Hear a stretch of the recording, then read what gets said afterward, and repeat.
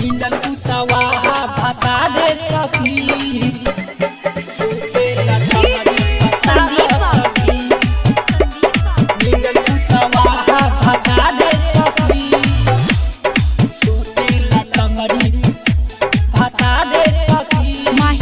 मिलल कोई दीजे हमारा के मरद उखाड़ देला दहिया के दर्द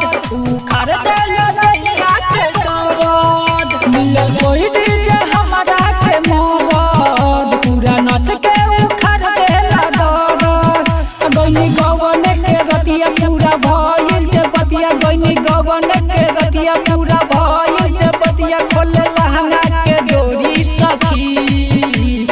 मिलल कुशवाहा भता दे सखी सुतेला टंगड़ी पसार सखी मिलल कुशवाहा भता दे सखी सुतेला टंगड़ी पसार सखी कुशवाहा भता दे सखी सुतेला टंगड़ी पसार मिलल कुशवाहा भता दे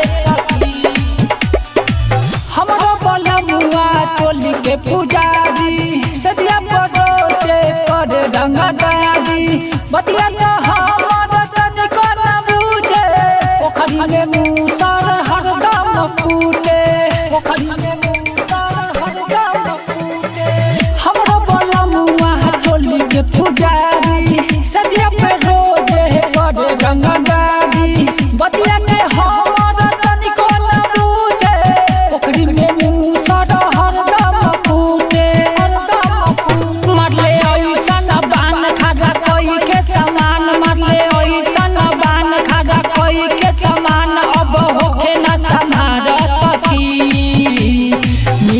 कुशवाहा भता दे सखी सुतेला टंगड़ी पसार सखी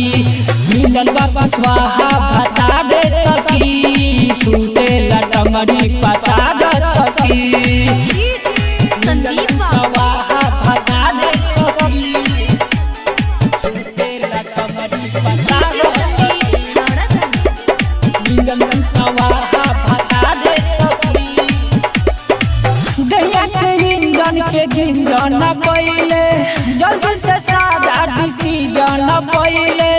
चंदन गुआवा हमारी बेहाया ऐसन मरद के टूट जाए काया ऐसन मरद के टूट जाए काया दैया के गिंजन पहिले जल्दी से सादा डिसीजन पहिले चंदन गुआवा हमारी बेहाया ऐसन मरद के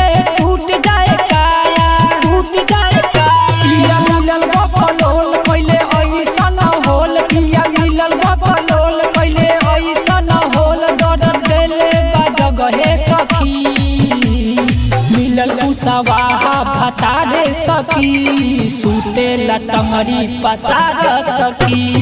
मिलल कुशवाहा भता दे सखी सुतेला टंगड़ी पसार